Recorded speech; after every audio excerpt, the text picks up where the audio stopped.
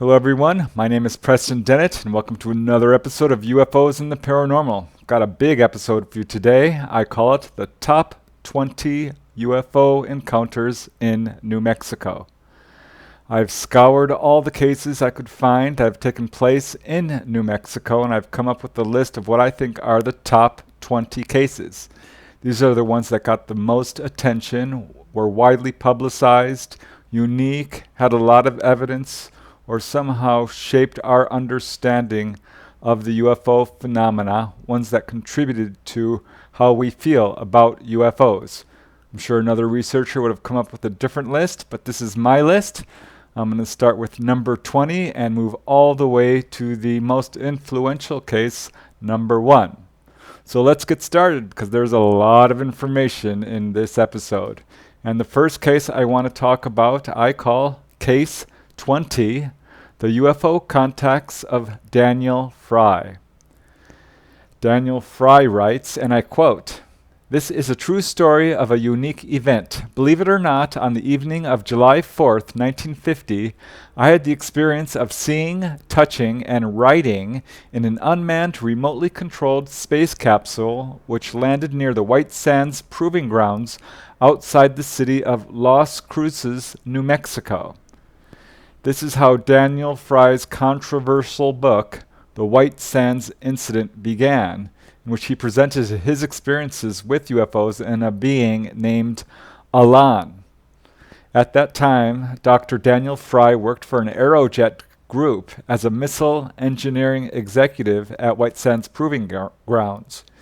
He and his group helped to develop many guided missiles on the base, and on the evening of July 4th, 1950, Daniel Fry planned to join a fireworks celebration in Las Cruces. However, he missed the bus and instead decided to take a walk around the base. He walked along a 2-mile dirt road that ended at the base of the Organ Mountains. And as he walked, Daniel Fry noticed that the bright stars above him were becoming blocked by a large silent object. And he became alarmed and realized that it appeared to be approaching him. And when it was just a few hundred feet away, he could finally discern its shape. As he says, "Finally I could see what it was. At the same time, I realized why I had not been able to see it sooner. Its color appeared to be nearly identical to the color of the night sky, so that even when it was quite close, it was difficult to make out anything but the outline. Its shape was an oblate spheroid about 30 feet in diameter at the equator, or the largest part. And to his shock, this craft landed quietly on the ground about 70 feet away. His first thought was that this was something secretly developed by the Soviet Union. However, as he looked at it and inspected it, he quickly rejected that explanation. He estimates it was about 16 feet tall and 30 feet in circumference. And as he says, and I quote, "A closer inspection showed that the highly polished metal surface was silvery in color with a slight violet iridescence. I walked completely around the craft without seeing any sign of opening or seams." His first instinct was to return to the base and get more witnesses. However, he was afraid this thing would leave, so he decided to remain there and watch it. And he actually approached the craft and touched it. As he says, it was only a few degrees above the air temperature and incredibly smooth. It's difficult to describe the degree of smoothness. If you were to run your fingers over a large pearl, which had been covered with a thin soap film, you might receive a sensation similar to that which I felt when I touched the metal of the ship. At this point, a voice spoke out audibly, and it said, "Better not touch the hull, pal. It's still hot." So Daniel Fry stumbled backwards, astonished, and this voice told him, "Do not be afraid, and that you are among friends." And so this is how his contact with the being named Alan began. And this voice first explained to Daniel Fry that it was dangerous to approach too closely to the craft because its radiation is being given off by this ship. and he told Fry that it was his assignment to, quote, become an American and live undetected among humanity. He told Fry that he had spent the last 2 years studying the English language and would spend the next 4 years going through various procedures to adapt him to Earth's atmosphere, gravity, and germs and bacteria. He told Fry that one of the principal reasons for his expedition was to determine how adaptable people's minds are to the idea of their presence, and that previous expeditions centuries ago met with, quote, almost total failure in this respect. Alan said that one of their main purposes was to, quote, stimulate a degree of progress which will eliminate the reasons for war on Earth. And finally, after all of this, Alan invited Daniel Fry on board the craft, which he called, quote, a remotely controlled cargo carrier. At this point, a door opened, and Daniel Fry was surprised to find that this craft was largely empty. Inside was a very sparse room with 4 chairs mounted to the floor, each facing the same direction. There were 2 rows, and he walked inside and, following Alan's instructions, sat in the seat. Alan asked Daniel Fry where he would like to go and suggested New York City. Daniel was skeptical but agreed. There were no windows in the craft, so Daniel was surprised when suddenly the wall in front of him became clear as, quote, the finest type of plate glass or lucite window. Alan then began to provide a lengthy scientific explanation explaining how they were able to turn metal transparent by creating, quote, a field matrix between the atoms. And suddenly this craft took off, and Daniel watched in amazement as the ground fell beneath him, as he says, and I quote, the lights of the army base at the proving ground, which had been hidden by a small hill, sprang into sight instantly and began drawing together like a flock of baby chicks when called by the mother hen. A few seconds later, the lights of the town of Las Cruces came into view, and in the lower left-hand corner of the window, I knew that we had risen at least 1,000 feet. I was also able to see the highway from Las Cruces to El Paso, a narrow but brilliant ribbon illuminated by the headlights of the many cars on it. So this craft kept rising until, according to Alan, they were 13 miles above the surface of the Earth. The craft then shot off at 8,000 miles per hour to New York City.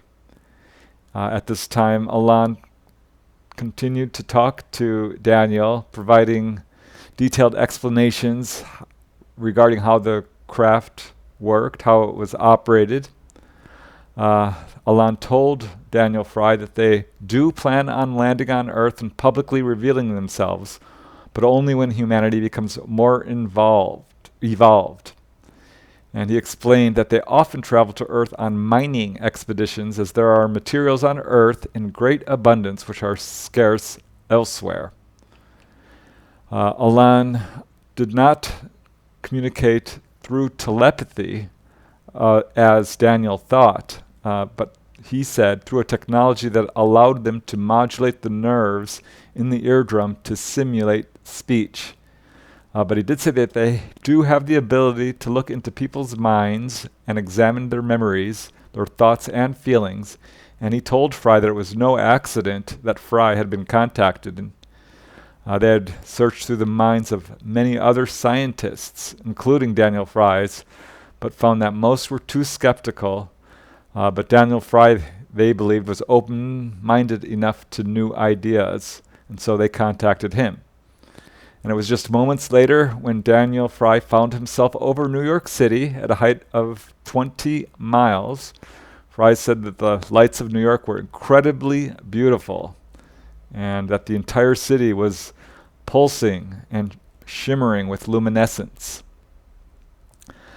Daniel Fry asked if he could take a tour of the mother ship, and Alan said no, this was impossible due to the atmospheric conditions on their ship, and said that they didn't live on a planet like humans, but permanently inhabited a mothership which was much larger than anything humans had ever made.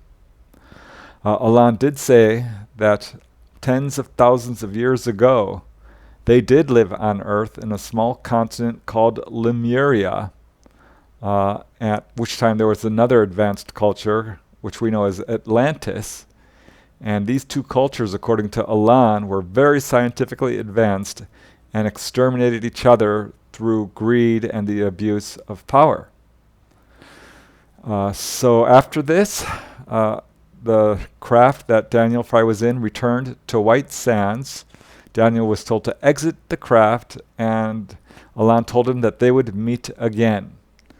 So Daniel steps out of the craft and watches with amazement as it takes off, as Daniel Fry says, and I quote, "The door closed behind me, and as I turned, a horizontal band of orange-colored light appeared around the central part of the ship, and it leaped upward as though it had been released from a catapult. I managed to keep my eyes on the craft with the band of light, while the band of light went through the colors of the spectrum from orange to violet. By this time it was several thousand feet in the air, and as the light passed through the violet band, the craft disappeared from sight." Once it was gone, Daniel Fry found himself consumed with a wave of sadness and depression. As he says, "I felt as though my work and my life had lost all its significance. A few hours before, I had been a rather self-satisfied engineer setting up instruments for the testing of one of the largest rocket motors ever built. Now I knew that the motor for those rockets was pitifully inefficient and might soon be obsolete. I felt like a small and insignificant cog in a clumsy and backward science which was moving only towards its own destruction." 4 years later, on April 28, 1954, in Oregon actually, Alan contacted Fry again and told him that it was his mission to, quote, "avert the Holocaust, which is otherwise inevitable." And they told Daniel Fry that they wanted him to go public with his story of contact. Daniel Fry asked him, why don't they just land on the White House lawn? And Alan said that they could not do that, as it would seriously disrupt our civilization, and that millions of people would go to great lengths to deny or disprove their existence. 30% would end up worshipping them, and 70% would consider them tyrants. And he also said that our military forces would feel very threatened and would try to surround and take over the craft and then cover up the event. Alan told Daniel Fry that our material science had advanced too quickly and that humanity was not evolving spiritually or socially, and because of this, we were on the pathway to imminent self-destruction. So that was the whole real reason for the contact. And Daniel Fry's book, The White Sands Incident, reveals no other contacts. However, at some point, Daniel Fry was able to take photographs and apparently moving films of their ships. And at first, he did keep his experiences a close secret. He told only a few friends. But in 1954, under increasing pressure from his friends, he finally went public and began to lecture about his encounters. And 10 years later, his book was published. As Daniel Fry says, no report was made of this event at the time it occurred, partly because the U.S. missile proving grounds where I worked operated under a tight security cover.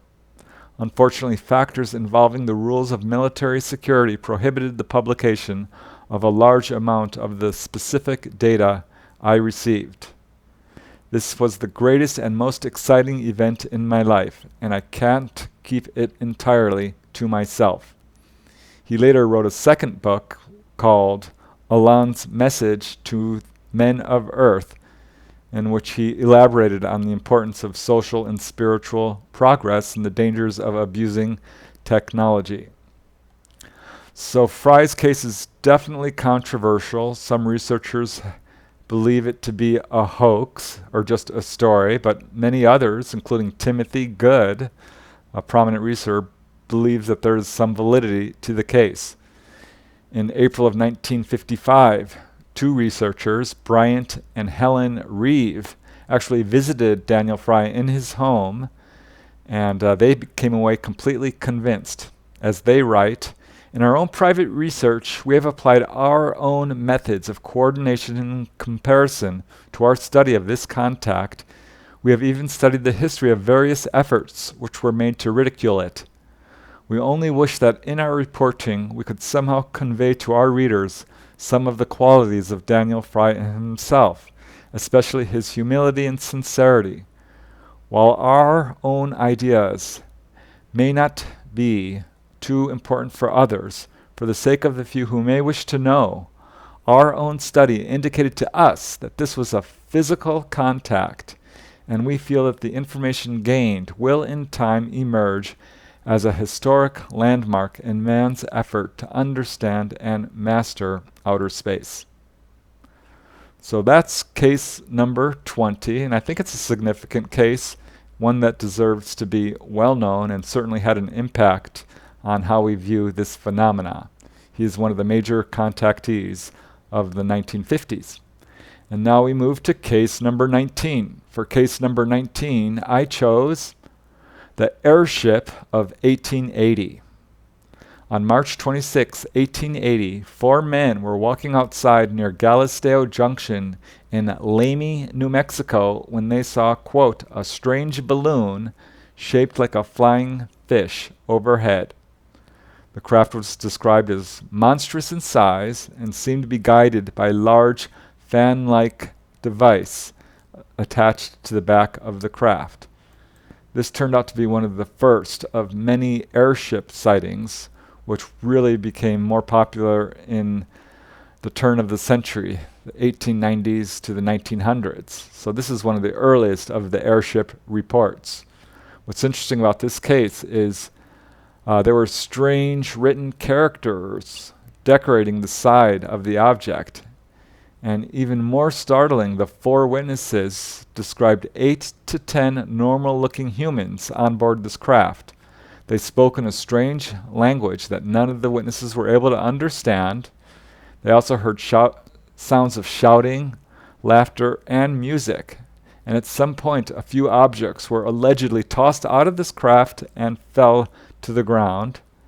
The craft flew at low altitude over the junction, gained altitude, and moved off towards the east. The objects tossed from the craft were quickly recovered and allegedly included a flower, a sheet of fine silk-like paper covered with what looked like a strange Asian-type writing, and what appeared to be a strange teacup. And according to the Santa Fe Daily New Mexican newspaper, the cup was of, quote, "very peculiar workmanship, entirely different to anything used in this country." These objects were apparently put on display temporarily, but were immediately purchased by an older gentleman who identified himself as a collector of curiosities, and these objects were never seen again. So it's a very strange case. It's caused quite a bit of controversy. One of the first airship sightings in the United States, and it was just 15 years later that this huge airship wave struck the United States and the world and really kind of ushered in the idea of extraterrestrials from outer space. So it's a significant case for sure, and that's why I included it in this list. And now we move to case number 18, which I call Blue Book Case number 139, Unidentified. This was the first New Mexico case to be declared officially unidentified by the Air Force's Project Blue Book staff, and it occurred on April 5th, 1948. On that day, 3 trained balloon observers, also identified as Navy missile trackers and a scientist. They were from the Geophysics Lab section at Holloman Air Force Base and were conducting tests when they observed a white object with a golden aura fly at, quote, tremendous speed over the base. This object performed incredible maneuvers, including steep climbs and vertical loops, and one of the witnesses described the object as an irregularly rounded craft with a slightly concave top, and all of the witnesses agreed that it was roughly disc-shaped in about 1/5 the apparent size of a full moon, or about 35 feet in diameter. What's amazing about this case is that one of the scientists was able to train a theodolite on the object, which allows, it's sort of a telescope attached to a protractor, which allows them to track the speed and trajectory of the object. And after viewing it through a theodolite for several minutes, this craft accelerated to the west at a speed that the theodolite measured in excess of 18,000 miles per hour. Air Force investigators were, of course, impressed that the men had seen something that flew faster than any known object, and they labeled the case unexplained, one of several cases in New Mexico that the Air Force was never able to identify as anything conventional. So a strange case, one that should be more well known than it is, and that's why I included it. And now we get to case number 17, which I call Case 17, UFO Destroys Water Tank. This occurred in Tucumcari, New Mexico on December 13th, 1951, when numerous witnesses, including Lorenzo Gutierrez and others, looked up in the sky and saw a bright ball of light, what appeared to be a fireball, streak across the sky and actually land right next to the Tucumcari water tank. It then proceeded to move towards the tank and collided into it. And this tank, which had metal hulls about 3/8 of an inch thick, held estimated 3 million gallons of water. And when this fireball collided into the tank immediately collapsed. This caused a huge flood, a lot of damage. Many structures were knocked right over, and 4 people were killed. 20 structures were destroyed. Property damage was estimated in the millions. And there was, of course, an investigation, and accident investigators inspected the tank and were puzzled that the breach in the hull of this tank was so clean that it appeared as if it had been cut by a knife. There was no other clear evidence to show what exactly had crashed into this tank. So this was a very puzzling event which caused a lot of attention. UFO investigators like Jim and Cora Lorenzen, Harold T. Wilkins, and others heard about this event and investigated it. And news of this event spread, and astronomer Dr. Lincoln LePaz was actually asked about this case, and after reviewing the details, he said that this object could not have been a meteor or a natural fireball, because if it were, it would have left a crater or some evidence of meteoritic residue. Nevertheless, officially, the cause of this water tank failure, according to the authorities, was a welding fault. No mention was made of this strange fireball-like object, which was seen by multiple witnesses. This was, of course, a huge event, was published in many newspapers, and still remains unexplained to this day. I don't buy the official explanation that this was a welding fault, because they simply refuse to include any mention of this strange fireball. So perhaps this was a UFO of some kind? Hard to say, but it's definitely a very interesting and puzzling case, which is why I included it on this list. And now we move to case number 16. For case 16, I chose Astronomer Robert SHALDACH Sees a UFO. This is a really interesting case, and it's a good example of how Project Blue Book officers appeared to be unfairly biased in their investigations and would often discount really good cases. I remember Robert SHALDACH is a professional astronomer. He worked at Lowell Observatory, and this case occurred in January 25, 1954. And at that time, Robert SHALDACH was working in a civilian capacity in the Technical Service Unit at White Sands Proving Ground. And it was his job to, it involved the camera monitoring of missile launches. And at 10 p.m. on January 25th, 1954, he was setting up his ballistic camera to monitor a launch, and as he looked up at the stars to calibrate his instrument, he noticed a, quote, yellow-white light moving from the northeast to the southeast in a shallow arc. This object seemed to pulse in brightness at regular intervals. And unknown to Robert SHALDACH, another White Sands employee 17 miles to the southeast was also watching this object. These were both trained observers, and after they discovered each other's reports, they were able to perform triangulation measurements and determine that this object was about 12 miles distant and moving at 12,000 miles per hour. As Robert SHALDACH writes, "I have observed many thousands of meteors and can definitely state that this object was not any kind of meteor." Robert SHALDACH worked with famed astronomer Clyde Tombaugh and quickly alerted him of the sighting, and Clyde Tombaugh encouraged Robert SHALDACH to report his sighting to Project Blue Book, which he did along with the other witness.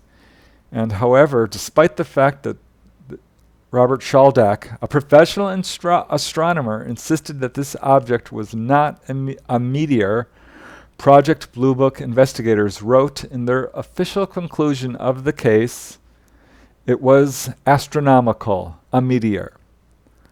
So that's ridiculous. Here's a professional astronomer saying it's not a meteor, and the Blue Book officers, who have no astronomical training, called it a meteor anyway.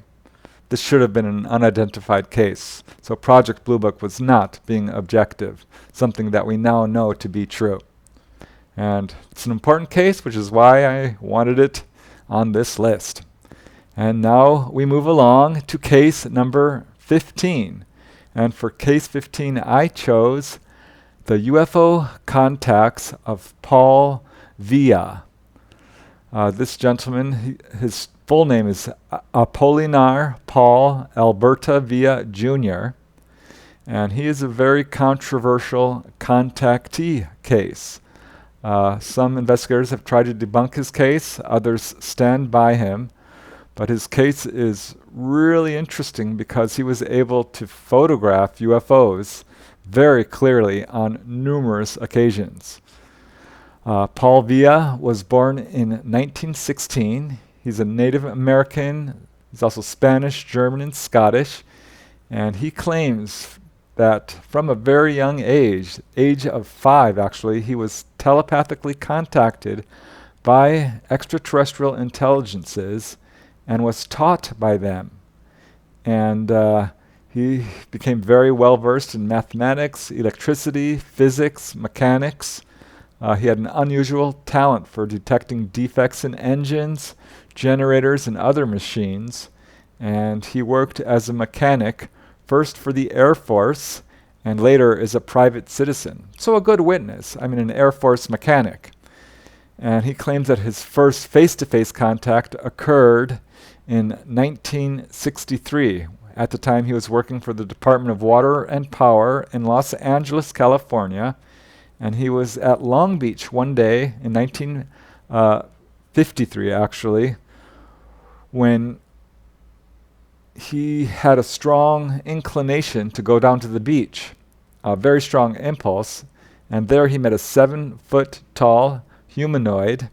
This humanoid scared him, but called him by name, and at this point Paul Villa realized that he was communicating with a, quote, very superior intelligence, and that this was probably an extraterrestrial. As Paul Villa says, he knew everything I had in my mind and told me many things that had taken place in my life. He told me to look out beyond the reef. I saw a metallic-looking disc-shaped object that seemed to be floating on the water.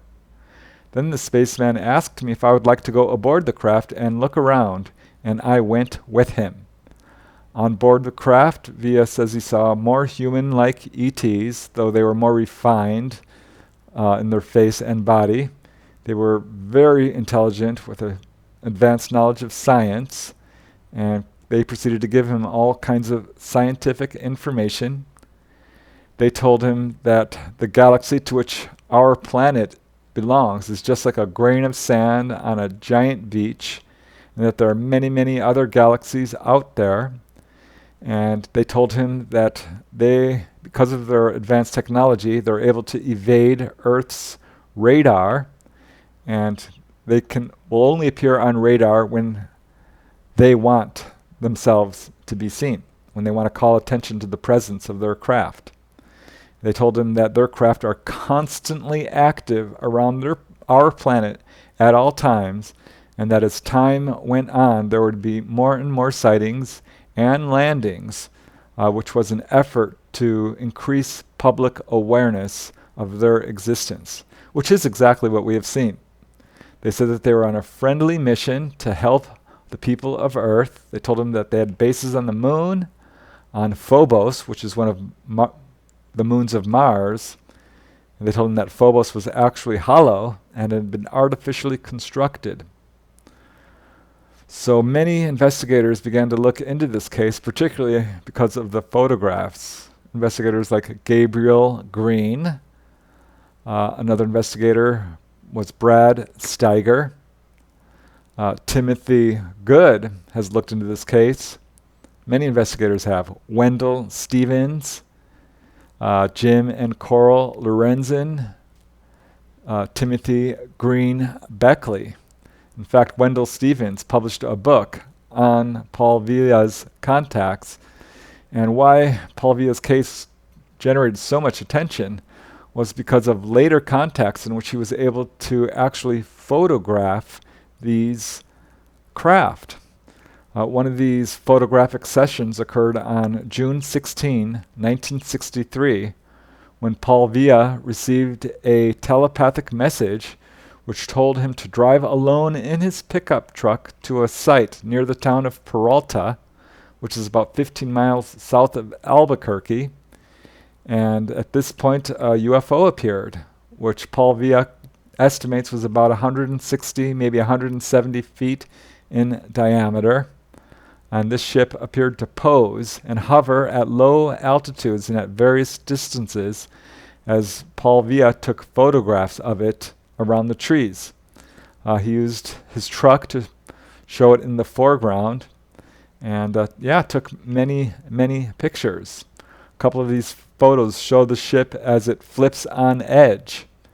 And according to Paul Villa, the beings told him that they created an artificial gravity field within their craft so that it could assume any position while the people inside were totally comfortable and didn't feel like they were moving around at all.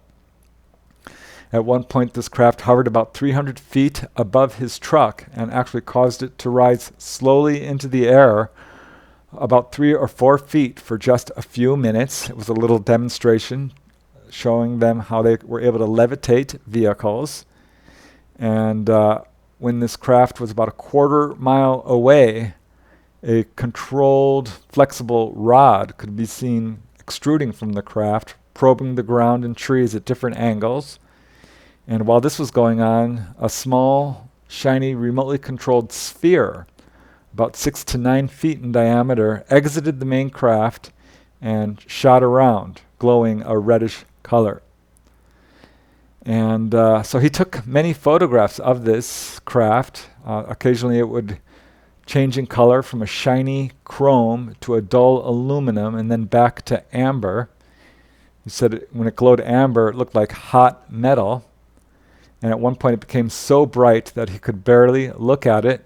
It passed over his head and he could feel heat from it and a prickly, tingling sensation all over his body.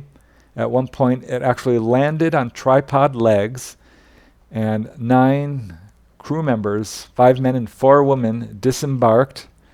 And he said that they were well proportioned, immaculately groomed, dressed in tight-fitting one-piece uniforms. They told him that they came from the constellation of Coma Berenice, which is many light years distant. This constellation is notable for the large number of galaxies that it contains. And after communicating telepathically, they told him that they were able to speak many of the languages of our planet, and he had a 90-minute long conversation in which they conversed both in English and in Spanish, and told him all kinds of things. Talked about personal issues as well as general matters. They told him that by 1966, 17 nations on Earth will have obtained atomic technology and will have an atomic bomb.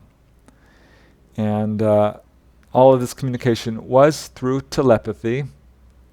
It was their desire that Earthlings would rise above their aggressiveness, their warlike instincts.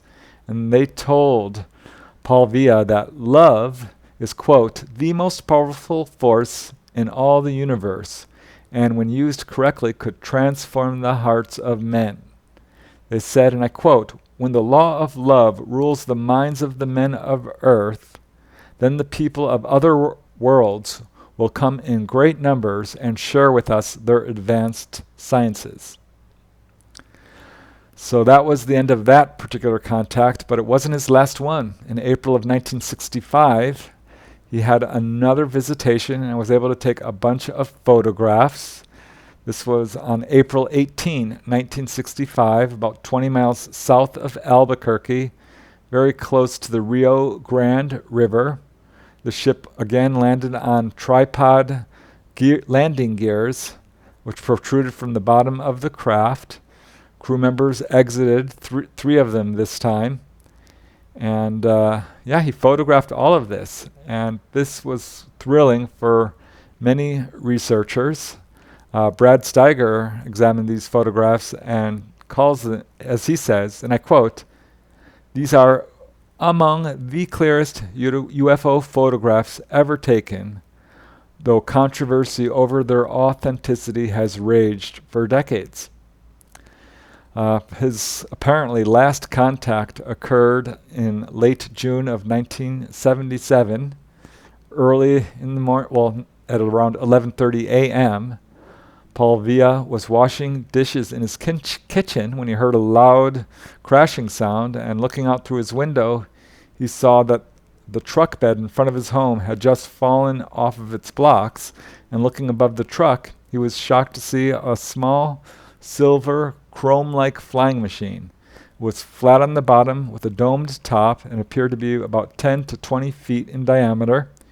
He grabbed his 127 Instamatic camera and rushed out into the yard and quickly snapped a series of approximately 11 photographs as the object circled overhead. So this is absolutely an amazing and controversial case. There have been accusations of a hoax, but no one has been able to prove it. No one has been able to determine how Paul Villa was able to take these incredibly clear photographs. So it's a very interesting case which has had an impact upon this field for sure, and that's why I wanted to include it here. And that moves us along to case number 14, which I call Burned by a UFO. This is a classic case. It's been quoted in many books. It was recently investigated in depth by researcher David Marler, who happens to live in the same town where this case occurred, which is Hobbs, New Mexico. And this case occurred many years ago at 4 p.m. on June 2nd, 1964, and the main witness was an 8-year-old boy by the name of Charles Keith Davis. And he had gone with his grandmother to the local laundromat, the Deluxe Laundry, and he was playing outside the doorway of the laundromat while his grandmother, Miss Frank Smith, was inside. And she was just about 3 feet away from Charles when she heard a strange sound, which she described as like a whizzing bullet.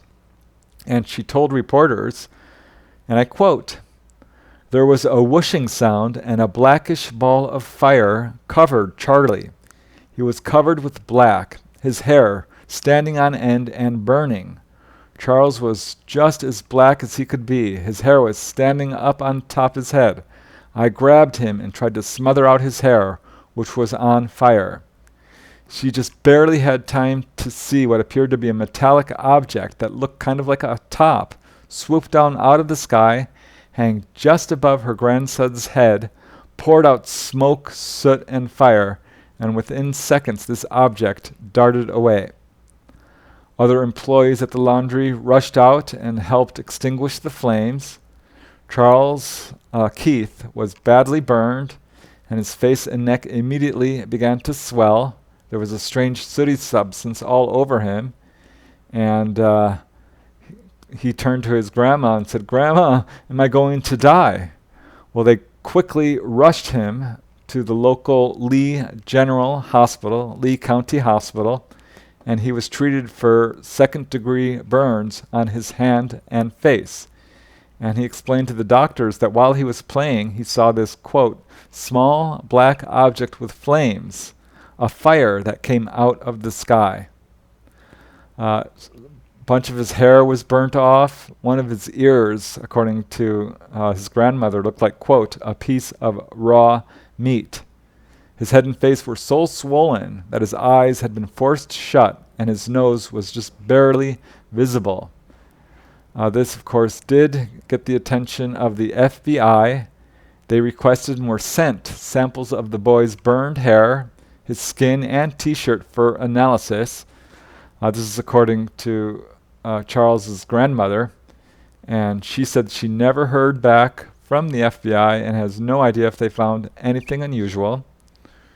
Researcher Coral Lorenzen was able to speak with the doctor who treated Charles Keith, and the doctor obviously believed the story and told he told Coral Lorenzen that there was nothing particularly unusual about Charles Keith's burns, except for one thing, which is that Charles suffered no pain.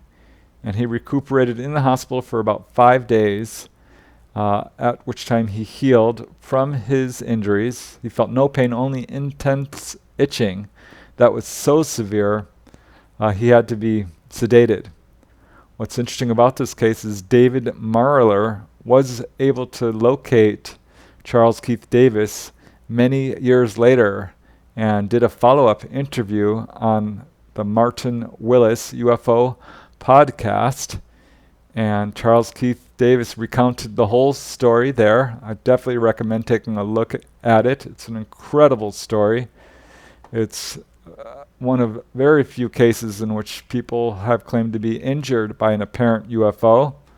What exactly this was is hard to say. It's not a unique case, but it's certainly very, very unusual. It's an excellent case involving physiological reactions, and that's why I wanted to include it here. And now we move along. We go to case number 13, which I call the UFO wave of 1965. And this was investigated largely by Frank Edwards, a UFO researcher and broadcaster, and also by Coral and Jim Lorenzen. And what's amazing about this case is it was witnessed by tens of thousands of people. This is one of the most widely viewed UFO incidents in U.S. history. And at the time, there was a huge wave going on across the entire United States. On the evening of August 1st, 1965, police officers in Hobbs, New Mexico, observed a, quote, round white object with an orange tail, which moved overhead from east to west. And it was just a short time later, and about 69 miles to the west, that a police dispatcher in Carlsbad, New Mexico, reported his sighting of a similar or the same object. And at the same time, 36 miles northwest of Carlsbad, policemen in Artesia received 4 separate reports of a bright white round object with a red colored tail, which passed overhead northeast of town. So this little mini wave was spectacular in its own right, but the next night proved to be one of the most dramatic events ever in U.S. history. And according to researcher Frank Edwards, and I quote, one of the great landmark dates in the unfolding UFO mystery was the memorable night of August 2nd and 3rd, 1965. Again, a huge UFO wave was going on, but this night proved to be unbelievably active. Thousands of reports came from all across the central United States, from North Dakota down through New Mexico all the way to Arizona. And as Frank Edward writes, and I quote, tens of thousands of persons in the Great Plains states stood out on that warm, clear night and watched an awe-inspiring aerial exhibition. Sometimes the lights moved in formation. Sometimes it was a single pulsing light. Sometimes they went high, sometimes so low that they could be photographed by amateur camera operators. They were tracked on radar, both civil and military, according to state police reports. And they changed formation from time to time. They changed speed, and they changed color and size. It was a magnificent display that brought out an estimated 250,000 viewers. The next morning, the Air Force released an explanation, and according to Frank Edwards, the Air Force's conclusion was, quote, 4 stars in the constellation Orion. This turned out to be an absolutely ridiculous debunking explanation. According to Frank Edwards, this widespread sighting and the Air Force's weak response actually inspired him to write his first UFO book, Flying Saucers: Serious Business, which became the first UFO book ever to reach the bestseller list. And the Air Force explanation that this was 4 stars in the constellation Orion is completely ridiculous. Professional astronomer Dr. Robert Risser pointed out that this could not have been correct because the constellation Orion at that time was not even visible from the United States, which just once again goes to show that the Air Force is lying when it comes to UFOs.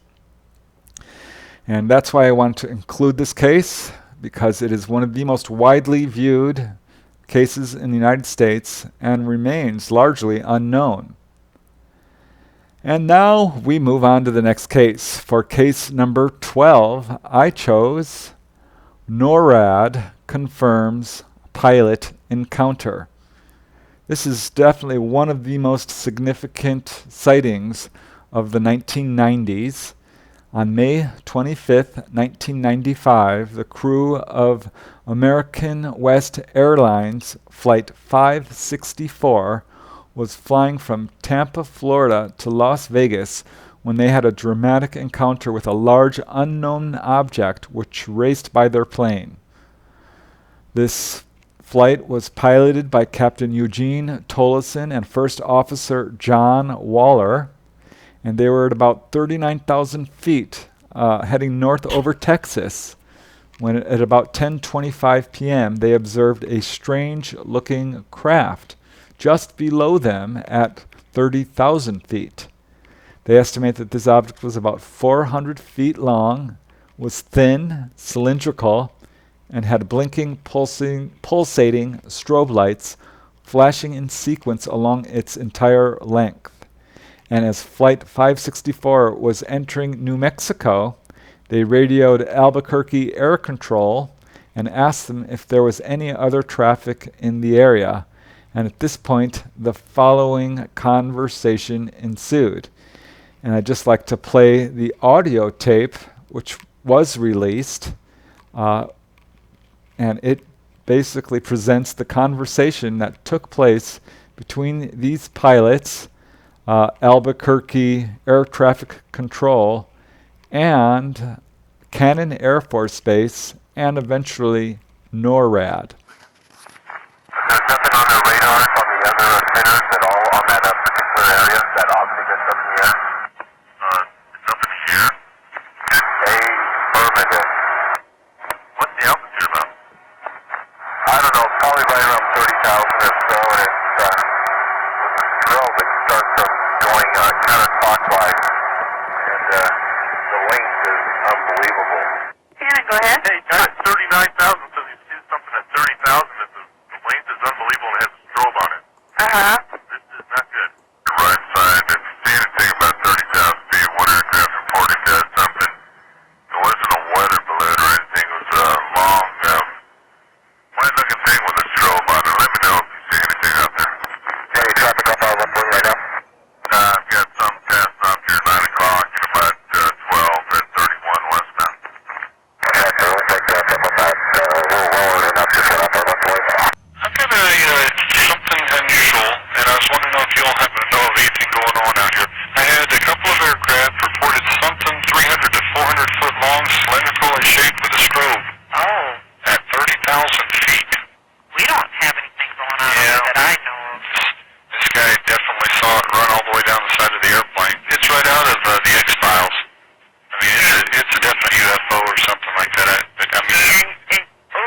Y'all are serious about this. Yeah, he's real serious about it too. And he looked at it, saw it. Holy. We had someone call here earlier about a pilot spotting an unidentified flying object. Yep, that's us. Okay, well, hey, we're tracking a search-only track kind of up where that might have happened. We've been tracking it for about 3-4 minutes now. Traffic out there, 12 to 1 o'clock, lower altitude. Do you have something there? Air Shuttle 5959, that's a negative, sir. I don't have anything out in front of you. Can you get an estimate on an altitude on it? We're between layers here. I'm going to estimate 2,000 feet below us, maybe, and sort of small city right about, I don't know, 10 miles out. Is that northwest of Detroit? Did you see that light? Yeah.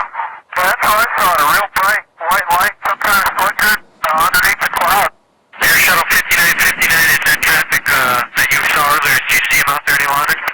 Yeah, it's so 59, that's permanent. I don't know if we'll get closer to it or what, but it looks like a rotating light around it, like a frisbee type thing that's going around it. So, Out of 3179, do you see the same thing? I saw it coming out of Detroit. I wondered, all I saw was just a couple real bright flashes of light, but it looked like it was underneath the cloud deck to me, maybe 10,000 feet. Well, would you think it might be like a reflection, maybe perhaps off a beacon that for some reason it's just one of those weird things, natural phenomena that you're getting a reflection? Because I got nothing out there. Definitely this big whitish, well, they're looking a little red and greenish light sort of pulsating, and it is constant. It's not a beacon. Yeah, Cleveland, Air Shuttle 5959. Keep it advised, we're descending to 4,000 feet right now, and as we descended through 10,000 feet, that object is above us right now. It is not on the ground. It's about 10,000 feet. I'll tell you what, that is weird. You're sitting there pulsating. I'm trying to do a little investigating into what this might be. If you would keep me advised on this. Okay, sir, I'm going to blink my lights on and see if I can get any reaction on them. The Saba 3179, when you flashed your lights, did you get any response? So as you can see, this is a very significant case. The only other known traffic in this area at that time, other than Flight 564, was an Air Force F-117A Nighthawk stealth fighter from the 49th Fighter Wing at Holloman Air Force Base. And they actually, spoke to this stealth fighter pilot. So none of the people were able to identify this. And this object, whatever it was, eventually accelerated off into the distance and was gone. Albuquerque Control was, of course, concerned about this unidentified craft, and that's when NORAD became involved in this whole conversation, and NORAD confirmed that they were actually tracking this object. So later, researchers were able to actually obtain copies of this recording, and on December 16, 1995, after they had contacted NORAD, NORAD responded with an official letter denying that they had any information about this incident and that they knew nothing about it, that they had, quote, no reports and no recordings of the alleged incident. And they actually asked investigators not to attempt to use the Freedom of Information Act to get records from NORAD, as NORAD, they said, is exempt from the Freedom of Information Act. So this is just a blatant cover-up. It's an incredible event. We've got the proof of it, and that's why I wanted to include it on this list of New Mexico encounters. And now we move to case number 11. And for case 11, I chose the invasion of Cannon Air Force Base. This is an incredible encounter. This occurred in 1976 when a series of UFO sightings over Cannon Air Force Base, which is located in Clovis, New Mexico. And this series of sightings over this very sensitive Air Force base caused deep concern at very high levels of military and government. The actual date was January 21st at 4:55 a.m. when security police at the base observed two glowing objects hovering near the flight line on the base. The objects were an estimated 25 yards in diameter, 75 feet. They were gold or silver in color with a blue light on top, a hole in the middle, and a red light on the bottom.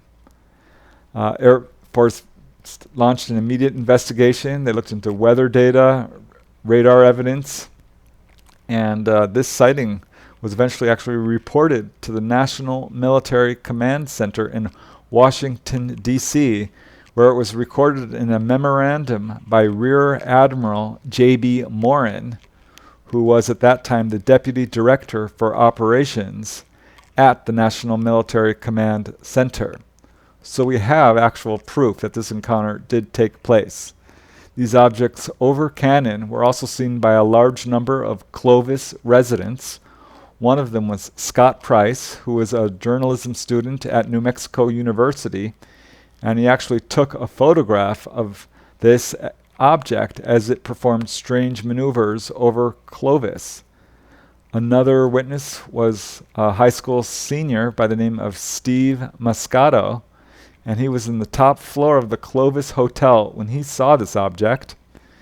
And this was on January 21st, but the next day, on January 22nd, 1976, the UFOs returned. They again appeared over Cannon Air Force Base, which on this time, Cannon Air Force Base scrambled jets to try to intercept these objects. And these objects reportedly easily evaded the jets, darting at 90-degree angles and accelerating at very high speeds. And the encounter wasn't over yet. The next day, January 23rd, the UFOs came back for a third night in a row. Shortly after the objects appeared, the Clovis police station received a huge flood of calls. By now, everyone in Clovis knew about the sightings, and a lot of people saw this third sighting. According to police dispatcher Diane Kennemore, it seemed that, quote, nearly everyone, end quote, in Clovis called in to report UFOs. As she says, and again I quote, that many people can't be wrong. They all saw them at the same time. Plus our officers saw them. Every citizen that called was really willing to give his name, address, and phone number. And according to the Clovis police, they received well in excess of 30 reports made between nightfall and midnight. And according to Diana Kennemore, Several callers reported seeing up to 20 objects at once hovering directly over the Sandia Elementary School, which was located in the north part of Clovis. And it was at this same time that the town marshal, Willie Ronquillo, of the nearby town of Texaco, received a UFO report, and going outside, he saw an object totally silent hovering at about 900 feet directly over the town of Texaco. And according to him, this object glowed green and yellow and blue. And when it moved northward, he actually chased the object in his car and heard several other police officers reporting their observations of the same object. One of the witnesses was actually a newspaper journalist with the Clovis News Journal, and he was one of the witnesses who viewed no less than 23 objects, he said, sliding in and out of formation across the sky over Clovis. And a group of state police officers reported one of the last sightings of that evening. They saw a single object moving at a high rate of speed, heading towards Tucumcari. So by this time, of course, the objects made front page news. They were the talk of the town, and according to witness Steve Moscato, and I quote, "Everybody was excited about it. All the major networks were in town, and they were all on top of the Hotel Clovis." Various UFO groups, of course, descended upon the town in hopes of that the UFOs would come back and make another appearance, but apparently this wave of activity was over. And a spokesman from Reese Air Force Base, which is 90 miles east of Clovis, said that they had nothing on their radar, and officials from Cannon Air Force Base were less forthcoming. They said nothing. A gentleman by the name of Major Bert Rotan, who was the command post controller on that day, did tell reporters that the base had received numerous inquiries from citizens about the sightings, but that, and I quote, "as far as the military is concerned, it is strictly no comment." So thanks so much. Again, these guys are covering it up. It's ridiculous. One serviceman who was a Vietnam veteran actually reported to the National UFO Reporting Center that he was stationed at Cannon Air Force Base during this incident, and he watched these jets get scrambled after the bogies, as he called them, and he spoke with the radar operator. And as this officer says, he, the radar operator, said he had never seen anything like this. The bogies would appear and disappear, seeming without cause, and would occasionally move at incredible speeds over and near the base. So this serviceman actually called the radar shack again and asked about the bogies, and a man answered the phone, identified himself as a captain, and threatened the witness and said, and I quote, "There were no bogies and no scramble. What you are talking about never happened. You are a lying bleep," I'll censor that word, "and I can prove it. I will have you busted. I will be watching your every move, airman. You are not to mention a word of this to anyone, ever. Am I clear?" The serviceman replied, "Yes, sir." So here we again have a valid incident viewed by dozens, scores of people, including military officers. Jets scrambled after it, and the Air Force is saying absolutely nothing. Researcher Brian Vike actually interviewed a serviceman who said that he found several burned circles in a rancher's field in Clovis, and that each of the circles was 30 feet in diameter. And this same serviceman told Brian Vike that he was interviewed by an agent from Washington, D.C. regarding the events. Later, UFO researcher Ray Stanford also studied the case and came away convinced that this was a real sighting. Researcher Richard Dolan also looked into it and came away convinced of the authenticity of this incredible wave of encounters. And as Richard Dolan writes, it appears that something strange was going on in eastern New Mexico. This is actually not the first time Cannon Air Force Base has had incredible encounters. It was some years earlier on May 18th, 1954, when there was a really incredible sighting. So this is more than 20 years earlier, and this was investigated by Jacques Vallée, and a UFO landed directly on Cannon military base. The witnesses were two people who were on the grounds of the base when they saw a lens-shaped object about the size of a house swoop down out of the sky and land next to the railroad tracks. And as it landed, it disturbed the local environment, causing a minor sandstorm around it. And after the dust settled, one of the witnesses started to walk closely towards this landed object. And as he got close, he became overwhelmed with fear and ran away, and this object took off and departed.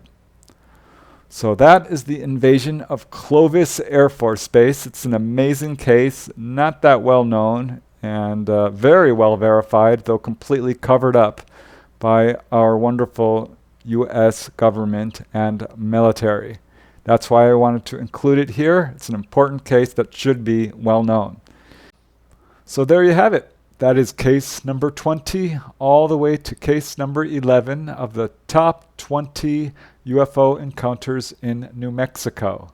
These cases are taken from my book, UFOs Over New Mexico, A True History of UFO Encounters in the Land of Enchantment. So if you want to learn more about these cases, please do check out that book.